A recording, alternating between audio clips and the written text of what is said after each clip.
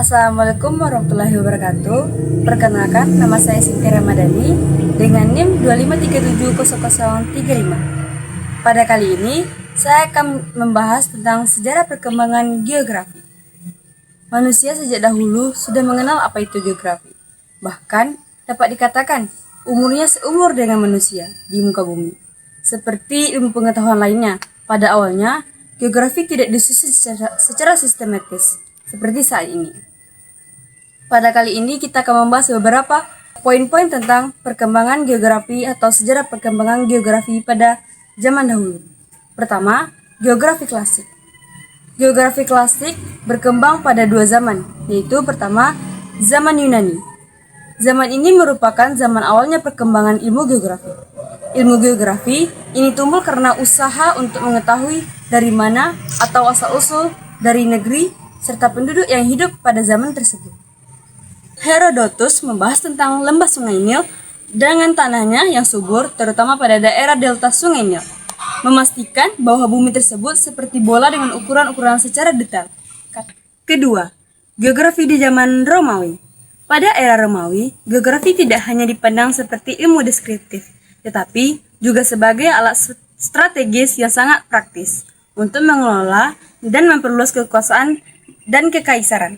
Dibandingkan dengan geografi Yunani yang lebih berorientasi filosofis dengan teoritas, geografi Romawi difokus pada kebutuhan nyata seperti administrasi, militer, dan perdagangan. Mereka mahir dalam pembuatan peta dan survei untuk membangun jaringan jalan yang luas, akuedak, mengelola wilayah kekaisaran yang sangat luas. Selanjutnya, kita akan membahas geografi abad pertengahan. Pada akhir abad pertengahan, tentang geografi masih diceritakan hasil laporan perjalanan. Mungkin itu hanya beberapa tentang geografi klasik. Selanjutnya, kita akan masuk tentang geografi abad pertengahan. Pada akhir abad pertengahan, tentang geografi masih menceritakan hasil laporan perjalanan, baik perjalanan yang dilakukan melalui darat maupun melalui laut. Pada masa tersebut, para pelancong tidak didorong oleh sekedar hasrat ingin tahu, tetapi dia juga menghadapi pelakukan perjalanan sudah memiliki tujuan masing-masing.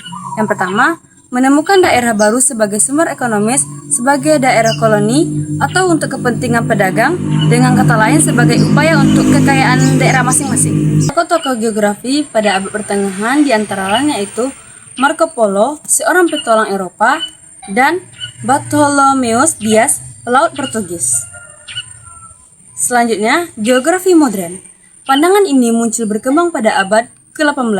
Pada masa ini, geografi sudah dianggap sebagai suatu disiplin ilmiah yang sudah dipandang dari sudut praktis. Tokoh-tokoh geografi modern antara lain yaitu Immanuel Kant pada tahun 1724 sampai 1804 yang dijuluki sebagai bapak geografi politik, dan Alexander Baron van Hopultus pada tahun 1769 sampai 1859.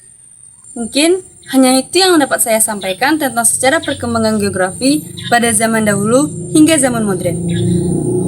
Dari sekiannya materi tadi, mungkin bermanfaat untuk teman-teman semua. Kalau ada kata-kata yang saya salah, tolong dimaafkan. Saya tutup dengan wassalamualaikum warahmatullahi wabarakatuh.